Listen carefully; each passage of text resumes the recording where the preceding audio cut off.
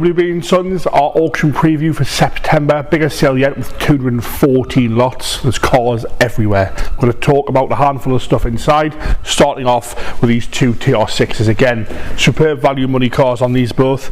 A restored one, restored in 2014. We've got the original seats there with it and the original wheels. And then on the other end of the scale, we've got a nice original unrestored car. So two ends of the scale, both very, very sensibly priced on those. James is going to have a conversation about a couple of minis now. Got a large collection of minis in this sale. This one of my personal favourites, Mark II Coupe, lovely condition, heritage certificate with it. The traditional tartan red with the black roof. This one's a bit of an interesting car. So originally a Mark II Coupe S. It has been reshelled at some point. If you look at some of the interesting points on the car, it has what appears to be factory mounts for Mark II subframes and things like that. There was a big collection of them that was reshelled by the factory in the 70s, but again, unfortunately, we can't prove that. We've also got a Leyland Mini, we've got a Japanese Rover Coupe, we've got a lovely blue Coupe Sport, and a very nice City E. If a Mini's too small for you, we have an absolutely gorgeous long wheelbase, late turbo R, floor change car, looking very fresh in the silver. You don't often see them in the silver. Gives you a bit more room, but I think it's 14 or 15 stamps in the book. Good service history. It's a very nice, well presentable car, this one. Two very different Jaguars. Your traditional E-Type, this one is a Series 2 fixed head coupe. Was originally sold into America. It was imported about 25 years ago. It has been done left to right. Really interesting story on this car. It was owned by quite a well-known local sort of American drag racer. Him and his wife split up. She took the furniture. The E-Type replaced the furniture in the living room. We've got a photo on the listing of it in there. It's obviously about as good as you can store a car, heated, nice and dry. The alternative, very different car, made by a company called Challenger in the 70s, 80s and early 90s, based on an XJ6. This one, very different, full fiberglass car. Normally they have an XJ6 running gear, whereas this one has what appears to be a 4.2 E-Type engine. Based and built for racing, so it's quite well known at Knock Hill, done a lot of historic racing, a lot of money spent on it. It does need some recommissioning, but even in bits it's worth what we're talking about guide price. And as a complete contrast, I'm going to tell you about my favourite car in the sale. This is a Sorrento Green 1.9 205 GTI. It was restored over the last 2 years by the Peugeot concourse judge, so the man that knows exactly what he's talking about. Easily the best 205 we've ever had in here, probably the best one on the market today. Loads of new old stock. I've never seen a man get so excited about new old stock Peugeot wheel nuts when he found those, or the original vacuum handle for the sunroof. Really fabulous car, perfect sort of era of what's doing fantastically well at the minute, and easily, like I say, one of the best ones on the market. Toby's going to tell you about a couple of Fords. Yes, we've got a few Fords in the sale. I'm going to show you a few of them that we've got, 3 of them. We've got a lovely South African import V6 Cortina 1966 car in the year. Very nice presentable car. This one's quite interesting because it's going up at no reserve, so that makes it a keen buy for someone. On the other hand, we've got absolutely stunning Angler 1960 car, one previous owner and only 38,000 miles, which is again hard to come by. But like James went to his favourite car, the Peugeot, I'm going to take the mine, which is obviously a Cosworth. This car has had a fortune spent on underneath. I mean, an absolute fortune. If we could get a spit, turn it upside down, just to show off the underneath, it is that good under there. Couple little bits around the bodyweight that wants gathering up, but apart from that, a very good usable, and you know it's mint underneath. It's a 2-wheel drive with the leather in the black, just a very good car. Low mileage, only 75,000 miles. But just a very good example. About these two, well, a TVR and Aston Martin here.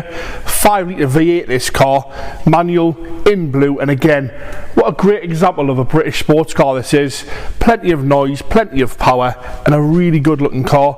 And again, TVR wise, the last few we've had in have been, the quality sort of steps up again, and once again the quality of this car is absolutely bang on. Can't really complain at all about it. It's a lovely thing. It makes a great noise as well. Yeah, 2 cars, sub £15,000, British sports cars.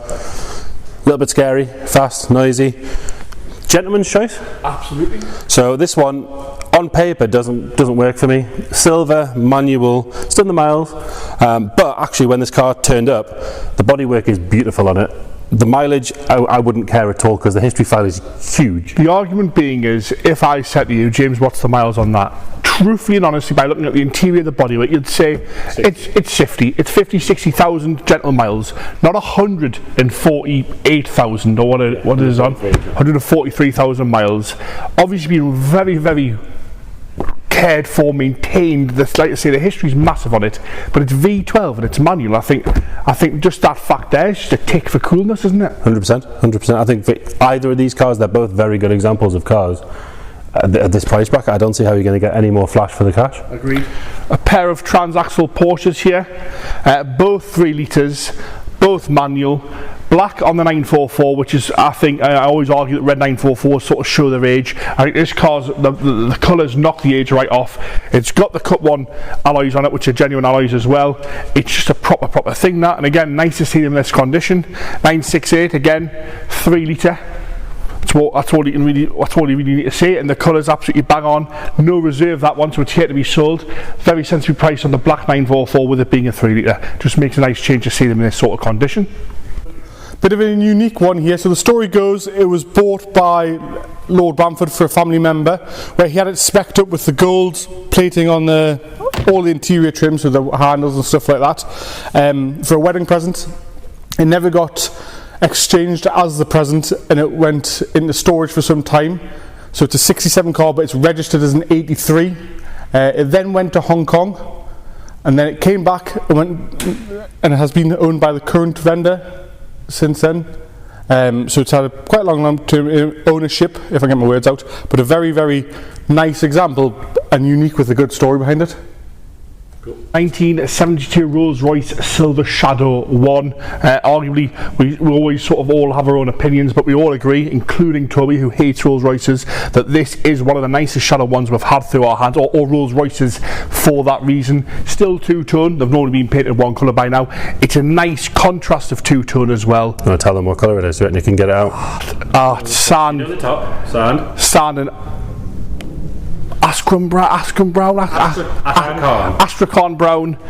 The wood's absolutely bang on this thing, gorgeous. I'm sure you'll do a little zoom in there. A large history file, only shows 57,000 miles on this one, and again I think we all agree on it. Yeah, I mean paperwork's lovely on it. It's got the original PDI document where they did the Rolls-Royce road test, and they go around saying there's a little mark there that needs to be polished out and all this sort of stuff. Original sales invoice, it was 4 times the price of an average salary when it was new.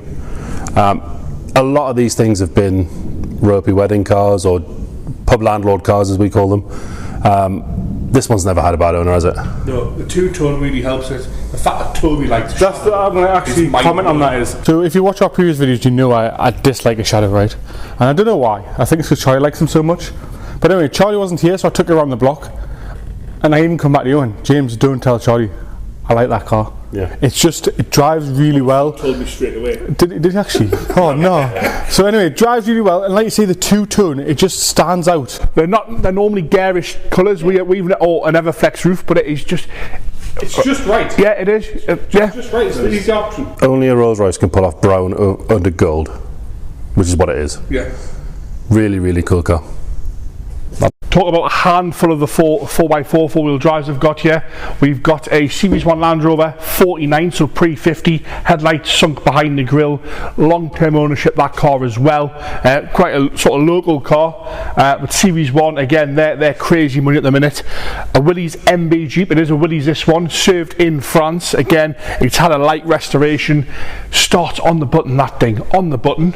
A slightly later model, Puma engine, Defender 110 utility, again all the nice LED lights, all the nice grills on it, big chunky tyres. Sold that about 3 years ago now. Had plenty of use, plenty of love into that. That's come back to be sold. And then on a sort of a different scale, first time we've had one of these in it, it's the FJ40 Toyota Land Cruiser. I drove that here to 3-speed petrol, that, and I'll be surprised, it sits at 60 miles an hour without a pick of bother. Nice and smooth, gets all the looks, so that's sort of a different end of the scale. That's just a handful of the four-wheel drives we've got in our September sale. 1984 Ford XR4i, silver and blue, very nice example again, like the rest of the stuff we've been showing you today. This one is surprisingly, when you start it, they're normally a bit hunty. This one, anyway, this one idles, and the engine on this is very, very nice sounding. It sounds absolutely superb. The rest of the car, again, very, very nice thing. Happy to use Charlie's terms here. Use shop or show this one, not a bother. Yeah, it's a nice straight car, comfy interior. It's sort of interior. Timeless colour, silver and blue. Yeah. I think they never really aged. They're always in fashion as it was, and a cool car, and obviously it's a Ford, so you like it. We'll talk sort of the other end of the scale a little bit. 1989 Saab 900i, 66,000 miles showing on the clock on this one.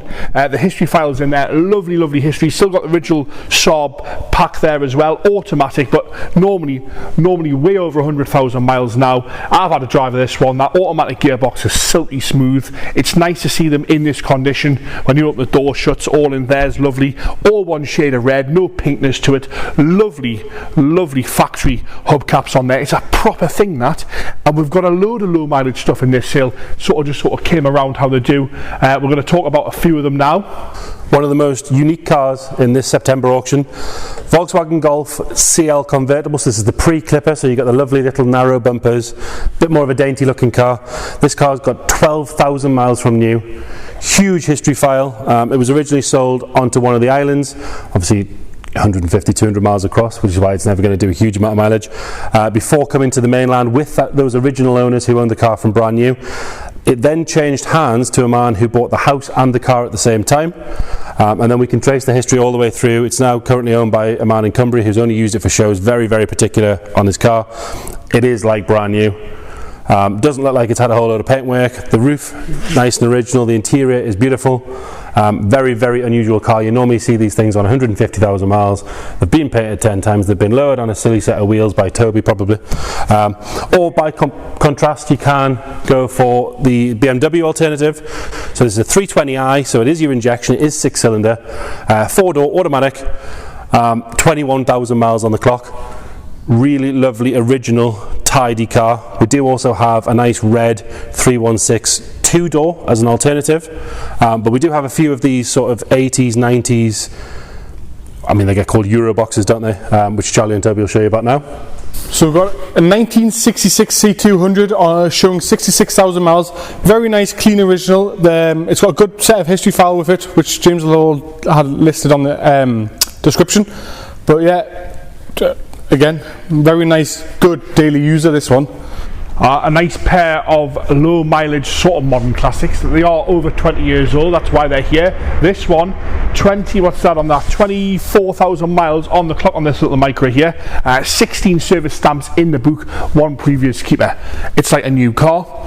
And then again, a bit of a comparable here, 9,000 miles on this one, and again, still smells like a new car. This 1 previous keeper, 9,000 miles on the clock. Again, like a new car, you can't pick any fault with this. It's like the day it drove out the showroom. 1954 Citroen Traction Avant, and again, what a gorgeous car this is. Really nice colours, bodywork's lovely on it, interior's lovely. It's been fitted with a 4-speed out of a DS, which just makes complete sense. We've had Traction Avants in before, they're normally a 3-speed like that. This thing's 4-speed DS box, which is lovely, been done by a Traction Avant specialist, so the nice job's been done.